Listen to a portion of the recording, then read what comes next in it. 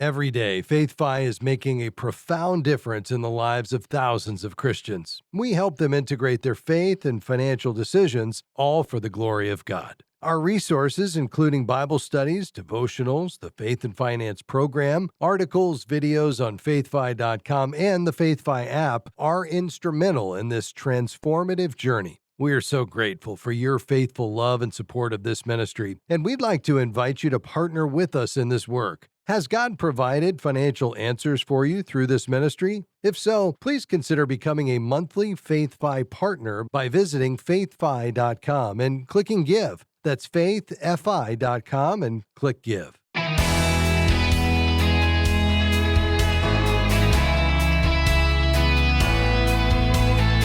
The human instinct is to hoard things in times of economic stress. Let's look at what the Bible has to say about that.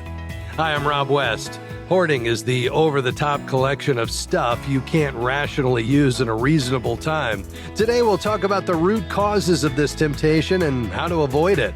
And then we'll take your calls at 800-525-7000. That's 800-525-7000.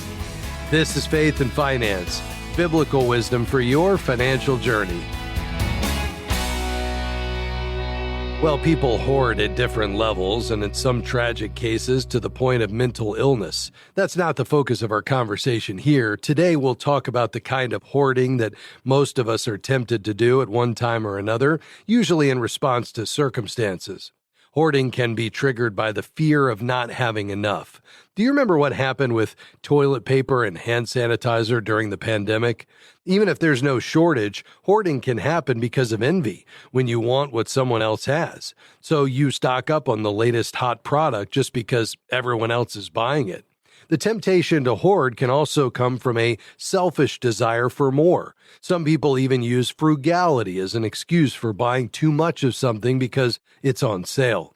If a heart attitude of fear, envy, or greed is causing you to hoard things, you can turn to God's Word for a way out. Take fear, for instance. Fear demonstrates a lack of trust in God's provision. So if you're afraid of not having enough, take another look at Philippians 4:19. My God will supply every need of yours according to his riches in glory in Christ Jesus. That's reassuring news. Well, what about envy? Envy focuses on our own desires and destroys our peace. That's why Proverbs 14:30 says, a tranquil heart gives life to the flesh, but envy makes the bones rot. The cure for envy is contentment. As it says in 1 Timothy 6:6, godliness with contentment is great gain. Then there's the problem of greed. Greed turns possessions into idols. In Luke 12:15, Jesus says, watch out, be on your guard against all kinds of greed. Life does not consist in an abundance of possessions. Again, being content with what you already have helps you avoid the temptation to hoard. Another problem with a hoarding mindset is that it cancels out generosity. If you're buying extra stuff for yourself and your family just in case, you're probably not thinking about those in need. You might still be tempted to stock up on stuff when there's so much news about shortages and higher prices. Before you do, here are a few principles to consider. First, God doesn't want you to fear the future. He wants you to trust that He holds the future in His hands and will care for His children. On the other hand, wise preparation is biblical. Go to the ant, O sluggard, consider her ways and be wise. Without having any chief, officer, or ruler, she prepares her bread in summer and gathers her food in harvest. That passage in Proverbs 6:6-8 tells us that it's sensible to prepare in advance in times of plenty to ensure you have food in the future. But there is no need for a frantic, fearful, greedy attitude. Godly planning is a matter of stewardship and should include a plan for generosity. A spirit of hoarding results in spiritual harm, while a spirit of stewardship and generosity results in blessing. Finally, no matter how much or little you have today, the principles are the same. Everything belongs to the Lord. God loves you and has important kingdom work for you to do. So don't let a spirit of hoarding turn you away from His plan. If you're a teenager, God may be pointing you towards college and a career where you can influence others for the kingdom. Put your resources in His hands and follow His call. If you're a mom or dad, God has given you unique opportunities to raise your children to follow the Lord. Teach them to hold their possessions lightly and demonstrate godly financial principles. If you're working, do it with all your heart, as though you're working for the Lord. Trust Him to provide for you and your family. If you're retired or nearing retirement, ask the Lord how He would use you and your resources to advance the kingdom and serve those around you. God wants you to retire to something just as much as you're retiring from something. I hope today's conversation about hoarding has been an encouragement to you as you reject the messages of this world and you lean into God as your ultimate treasure, realizing that you are just a brief sojourner in this world and ultimately your home is in heaven. All right, your calls are next. The number 800-525-7000. That's 800-525-7000, and you can call that 24/7. I'm Rob West, and this is Faith and Finance, biblical wisdom for your financial journey.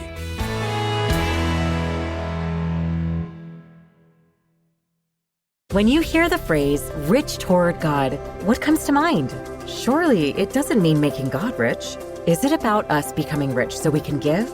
Or maybe it's an invitation to something much bigger.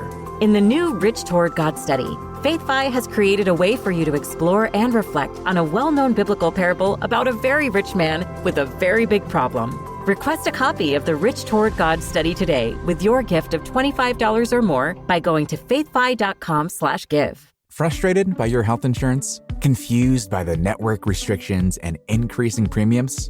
There's a better way. Christian Healthcare Ministries. CHM is a Christian community delivering a faith-based solution to the high cost of healthcare. Take back control of your healthcare with the ability to choose a provider you trust with no network restrictions and savings of up to 40%. Learn more and enroll today at chministries.org/faithfi. That's chministries.org/faithfi. Great to have you with us today on Faith and Finance. We know there's things in your financial life that you're wrestling with. Well, we'd love to talk about those with you and help you process those decisions in light of biblical wisdom, recognizing that God is our ultimate treasure, which really then changes everything about how we manage God's money. Because God owns it all and we're His stewards, money is then a tool to accomplish His purposes, one of His good creations that we might give generously and provide for ourselves and our families and even enjoy what God has entrusted to us. But when we see it as a tool, not an end, a means to an end to accomplish God's purposes, well, it changes everything. Now, when we go about it from that perspective and counteract the message of this world that says that money will allow us to find purpose and meaning, even significance, even fulfill our longings for abundance that are hardwired into us by Creator God. When we counteract those messages and replace God's way instead of that world's way that's coming at us, well, it allows us then to approach our money decisions through that eternal perspective. We want to help you do that each day. We're grateful for the opportunity to be invited into your stories and your questions around money management at a very practical level.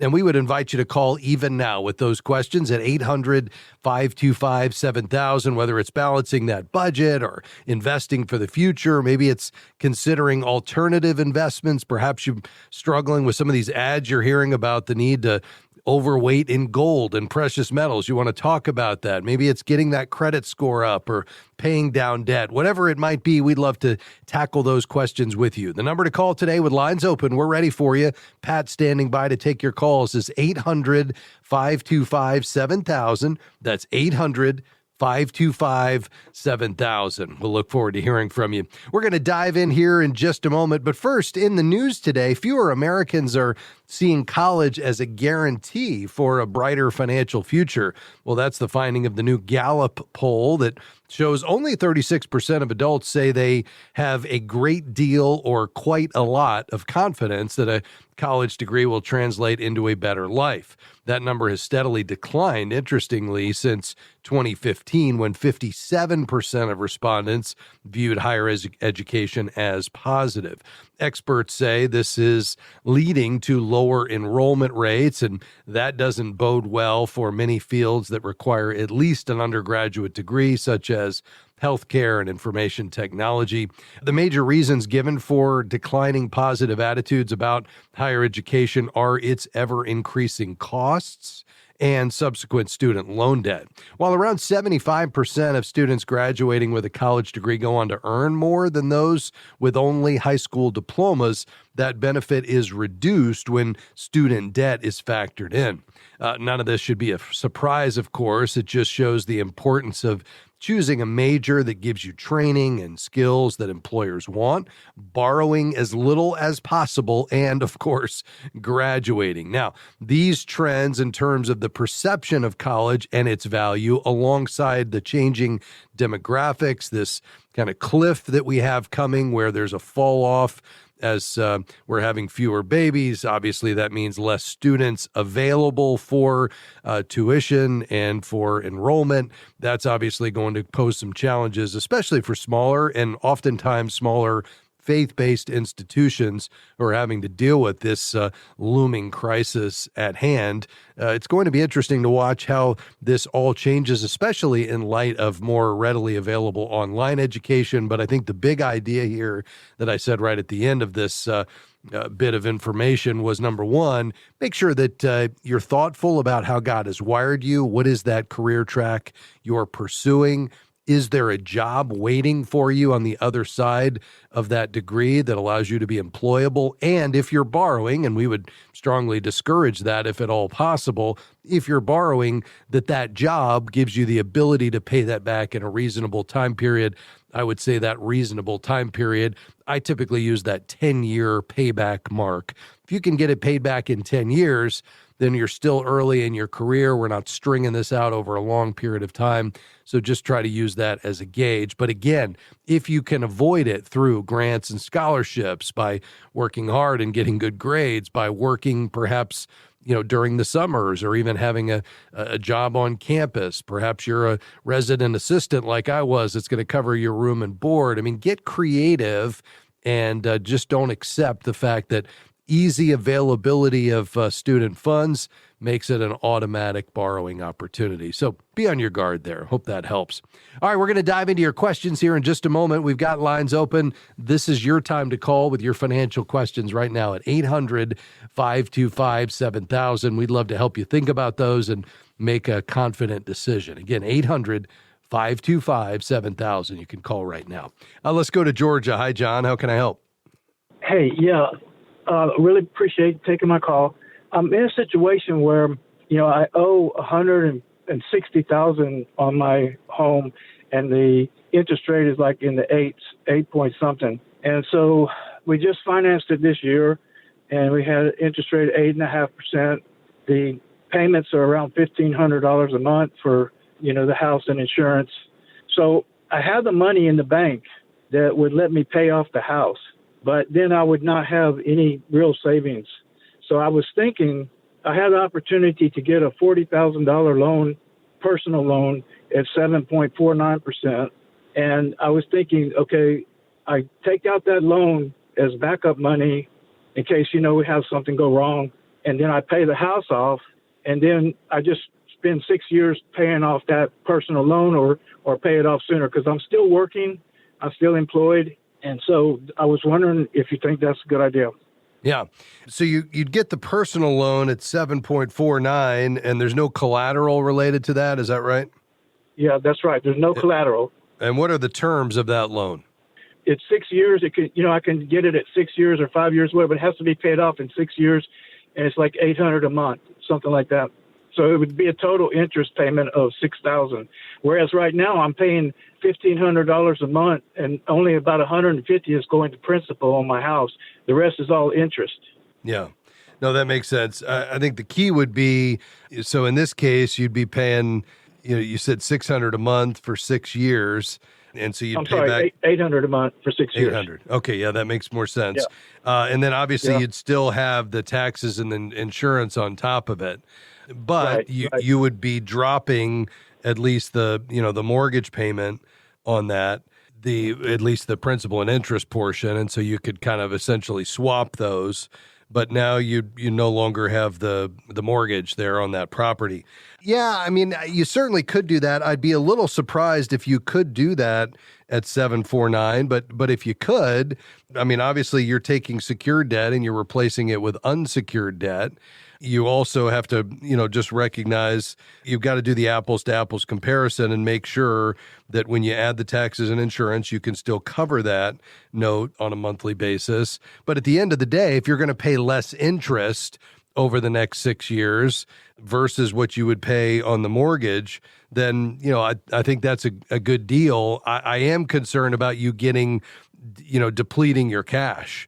And so I would want to make sure that you feel like you can go ahead with this, because what we don't want to do is have you get down where you don't have enough emergency savings. But if you can have that emergency savings, the terms are correct and you've read all the fine print, you can cover it out of cash flow, meaning your outlay on the debt service is not going up significantly, which could create a hardship for you, and you're going to pay less interest over time. I can get on board with it. Thanks for your call, John. We'll be right back.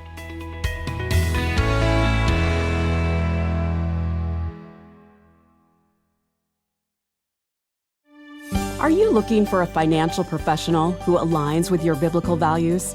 Certified Kingdom Advisors are trusted financial, legal, or accounting professionals who have completed a rigorous certification program to ensure they provide biblically wise financial advice as part of their practice. You can find a local CKA professional in your area by going to faithfi.com and clicking Find a CKA. If the heavy burden of debt is robbing you of freedom and peace of mind, Christian Credit Counselors can help. We're a nationwide nonprofit credit counseling organization that has helped over 300,000 individuals in the last 27 years get out of credit card debt 80% faster while honoring that debt in full. To learn how Christian Credit Counselors can help you, visit ChristianCreditCounselors.org. That's ChristianCreditCounselors.org, or call 800-557-1985.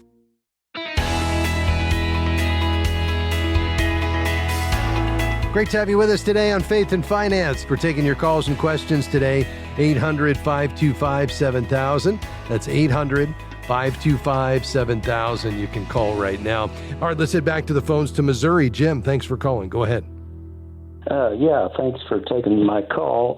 We've had some commercial solar companies inquire us about putting up a solar farm, and we were trying to find out if there's any pitfalls that we should be aware of.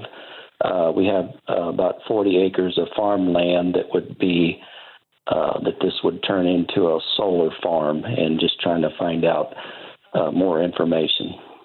Yeah, absolutely. I think I'm glad you're taking your time to kind of do some due diligence here. The developer has approached you on this. Is that right? Yes, but we have spoken to our local attorney. There was like 3 different companies that were initially talking to us, and we're just relying on our attorney's advice right now. He's working with them with the contract. But I asked the attorney just the other day, I said, is there anybody else here locally that has this happening? Because I would love to talk to them after the fact and say, hey, is there anything that you guys missed? Yeah. And that's really what I'm looking for. Yeah, I think that'd be a good idea. I mean, just kind of generally when these deals come up, I think it's always good to start with your own goals and priorities and really just clarifying your objectives. What is it you want out of the deal? Are you looking for a lump sum payment? Are you looking for long-term income? Are you wanting to retain some control over the development? I mean, I think those are the kind of big overarching questions you need to answer first. And then depending on the answer to that, it will lead you into whether or not this is even something to consider. I think you also need to understand and assess your land's value.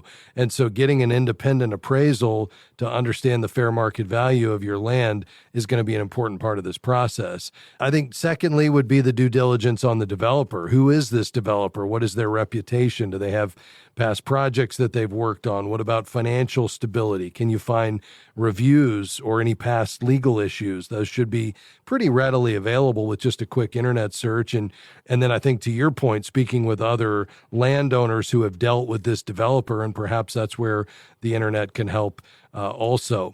I think in terms of hiring the professionals, that's going to be another key part of this, engaging a real estate attorney and a financial advisor to kind of help you review the deal, the legal aspect, but also the financial aspect as well, to make sure that your interests are protected, and then understanding the tax consequences of the deal as well. And so you'll probably want to talk to a CPA to be able to look at that.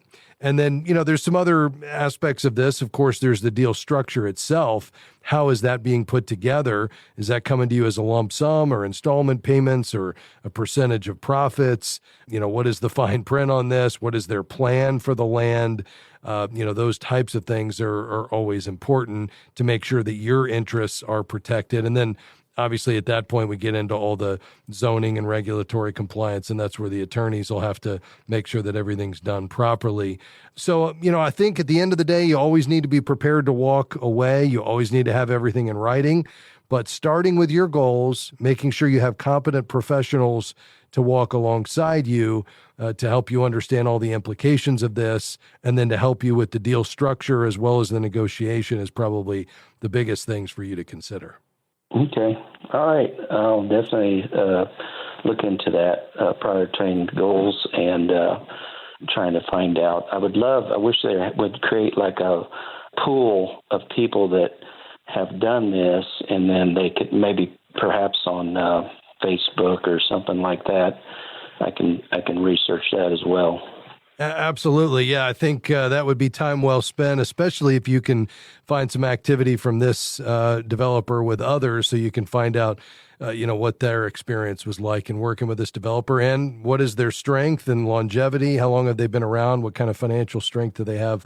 All those things will need to play into this. But we'll ask the Lord to give you some wisdom on this, Jim. We appreciate your call today, sir. Let's go out to Texas. Homaro, thank you for calling. Go ahead. Yes, sir. I'm calling because I just recently retired about 2 months ago, and now I'm waiting for my first Social Security check to kick in. I'm 66 years old, and I have, through my job, I accumulated $500,000, and I don't know, under TSP, yes, Thrift Savings Plan. Right. And either I start drawing it or do I invest it? I'm not sure what to do with it. It's a great question, and well done, sir, on you working hard and obviously living modestly and being able to accumulate a nest egg there. Have you put together your retirement budget, Homaro? Basically, what I mean by that is, often as we transition into the next season of life and whatever God has for you next, it will change not only our income, but our expenses. Most people in retirement, depending on what they're doing, will live on between 70 and 80% of their pre-retirement income. Maybe you're out of debt now. You're not eating out during the day as much, with work lunches, and it changes your clothing budget. Maybe you drop your life insurance because you don't need that anymore. So have you worked up a budget? And if you have, what kind of gap will exist between what you need every month and what you're expecting to receive from Social Security, if any? Well, between my wife and I, we'll be getting $4,300 All right. a month. Our house just got paid off, so that's good. And congratulations. Thank you. So we need maybe like $3,500, so we have a little bit to spare. And like you said, now we're not even out and just stay in decent living. Yes. But so, out of $500,000, I can start withdrawing it, but I'm not sure if it's the right thing or not. Yeah, I don't think so. What I'm hearing is just on Social Security alone, you guys will have as much as maybe $1,000 or more extra every month. Is that right? Correct, yes. Yeah. So, unless the Lord leads you otherwise to do some giving or something like that, I'd just leave that money right there and let it continue to grow. And here's the reality. You may need it for something else down the road. and you want it to be there if you do. Most often, what's going to happen in this season of life is you might need some sort of long-term care. 70% of Americans 65 years and older will need long-term care at some point in their lives, and it can be very expensive. And if you don't have a long-term care insurance policy, which is also very expensive, but if you don't have one of those to kick in and pay for that, you could be coming out of pocket for that. And full nursing care could run $10,000 a month. So, having this nest egg continue to grow and be there if you need it down the road, I think is a good thing. The key is, how is it managed? It's been in the TSP. So what I'd recommend is you interview and select a certified Kingdom advisor to not only work up a financial plan for you, but to take over the management of the TSP, but rolled into an IRA. And then he or she can deploy an investment strategy that's very conservative to first protect it, but then to grow it. And the way you'd find a CKA on our website is just going to faithfi.com and clicking Find a Professional. That's going to do it for us today. A big thanks to my team today, Jim Henry, Adam Suddeth, and Robert Youngblood. Have a great day and come back and join us on Monday. We'll see you then. Bye-bye. Faith and Finance is provided by FaithFi and listeners like you.